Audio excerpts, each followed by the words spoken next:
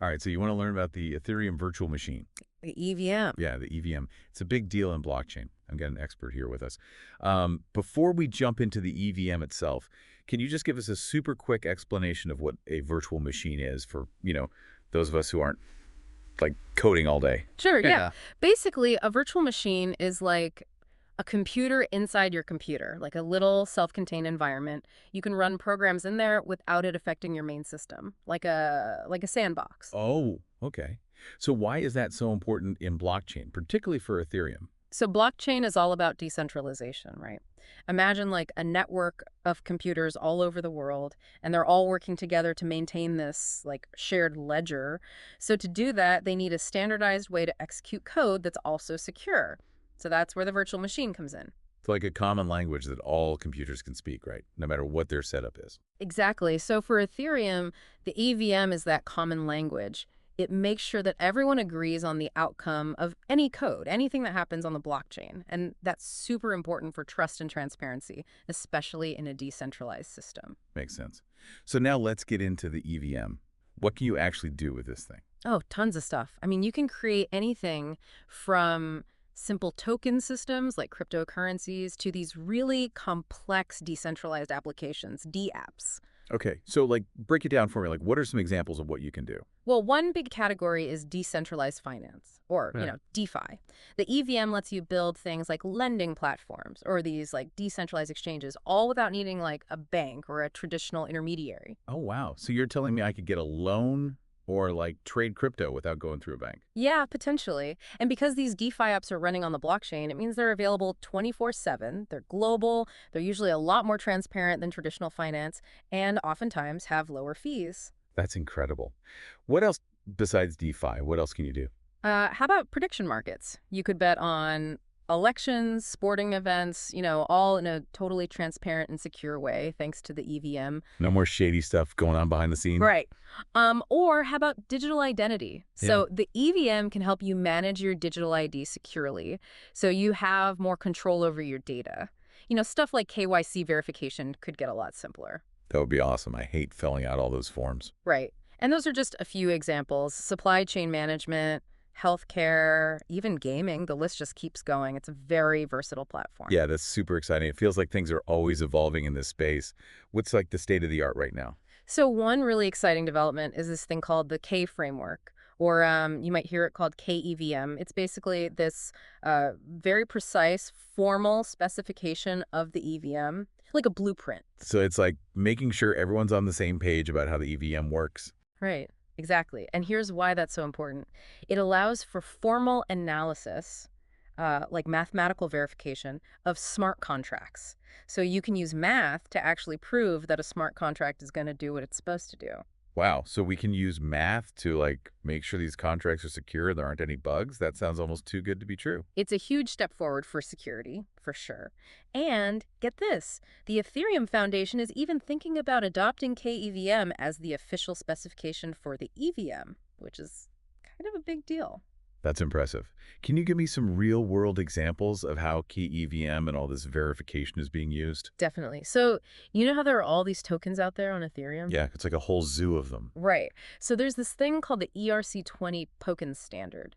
It's like a set of rules that determines how all these different tokens should behave. So they can all work together. Like a common language for all the tokens. Yeah.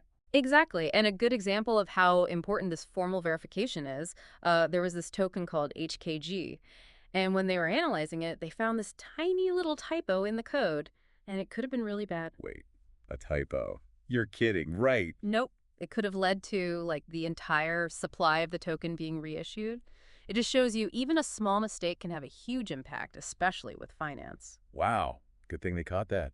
It really emphasizes how important it is to have these tools to catch problems. Yeah.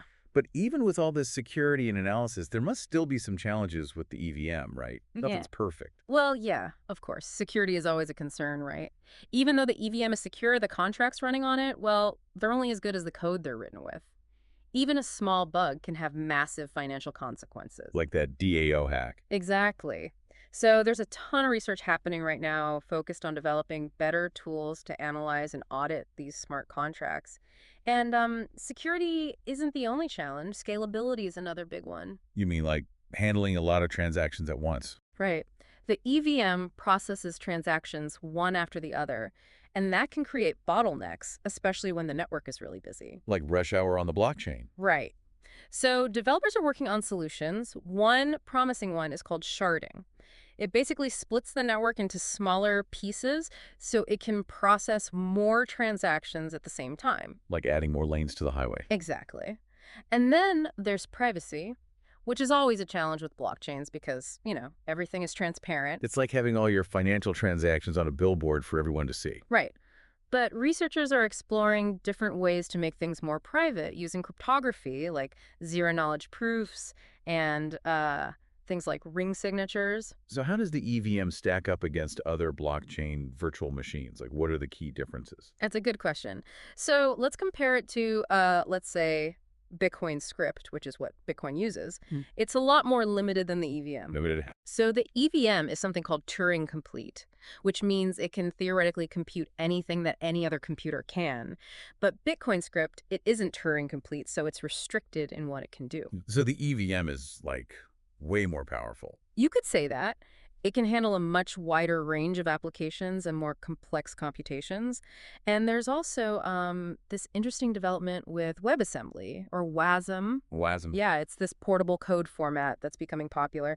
It could potentially make the EVM a lot faster. Even faster. Exactly. It's all about making it faster, more efficient, and more secure. Wow. The future of the EVM sounds bright. This tech is really changing the way we think about decentralized computing. It really is. We're just scratching the surface of what's possible with the EVM. Yeah. Who knows what incredible applications we'll see in the future? It really is amazing what kinds of applications the EVM can handle. But are there any, downsides? Yeah. Any risks with building these decentralized applications? Yeah, that's a good point. I mean, no system is perfect, right? One concern is what's called a denial of service attack. The denial of service attack. What's that? So imagine someone floods the network with tons of transactions. Basically, they clog it up, making it unusable for everyone else. That sounds like a mess. How do you stop that from happening? So Ethereum actually has this built-in mechanism. It's called gas. Gas, like what you put in your car. Not quite. So in Ethereum, gas is this fee that you have to pay to execute transactions and run smart contracts. So, the more complicated the transaction, the more it costs. Exactly. So this gas system, it helps to prevent spam and malicious actors because they'd have to spend a ton of money to launch a big attack like that. That's pretty smart. Makes people behave themselves. It's about finding the right balance, Right. You mentioned the EVM operates on a global scale with all these computers working together. Right. And that brings up another important topic, mining and energy consumption. I've heard that crypto mining uses a lot of energy. It can, yeah. Especially for proof-of-work blockchains, like Bitcoin, where, miners are competing to solve these complex math problems, and that takes a lot of power. So how does Ethereum deal with that? Well, Ethereum is actually switching over to a different system. It's called proof of stake. Proof of stake, what's the difference? So instead of relying on just raw computing power, proof of stake uses validators. And they basically stake their ether as a kind of guarantee. Like a security deposit. Yeah. To make sure they're acting honestly. Yeah, exactly. And if they try to do something shady, they risk losing their ether. So this system, it gets rid of the need for all that energy-intensive mining. That sounds a lot more sustainable. Definitely a big improvement. Ethereum is always innovating, trying to find solutions. Speaking of which, how do developers actually build these smart contracts on the EVM? What, tools and languages are they using? So there's a whole ecosystem of tools out there. One of the most popular languages is Solidity. Solidity, is that because the code has to be, solid? Well, it's a fitting name for sure. Security is crucial with smart contracts. But yeah, Solidity is designed to be fairly easy to learn, even for developers who are new to blockchain. So it's kind of like a bridge between traditional coding and this EVM world. Yeah, that's a good way to put it. So once a developer writes a contract in Solidity, they have to compile it into what's called bytecode. That's what the EVM can understand. Bytecode. Sounds kind of futuristic. It's basically like the machine language of the EVM, a set of instructions. So you're translating the Solidity into something the EVM can read. Exactly. And then once the contract is compiled, you deploy it to the Ethereum network. Deploy. It sounds serious. It is. Deploying means sending it to a specific address on the blockchain. It becomes a permanent part of the system. Like launching a satellite into space. but it's a smart contract going onto the blockchain. I like that analogy. And once it's deployed, anyone can interact with it by sending transactions that trigger its functions. Oh, so it's like a betting machine. You put in your money or, your ether, you make a selection, and the machine does its thing. Except here, it's the smart contract running. Yeah, that's a great way to visualize it. This is all starting to click now. It's fascinating how the EVM enables all this new stuff. It's a total paradigm shift. But like any new tech, I'm sure there are still challenges. What are developers running into? Well, one of the biggest challenges is just how complex it can be to develop smart contracts. It's not easy to write code that is secure and does exactly what it's supposed to do. Sounds like you could really mess things up if you're not careful. Definitely. Even tiny mistakes can have huge consequences, especially when you're talking about money. It's like performing brain surgery on a computer program. Yeah, kind of like that. So we need better tools to help developers write really robust and secure code. And you mentioned earlier how the EVM processes transactions sequentially, which can cause scalability issues. Right.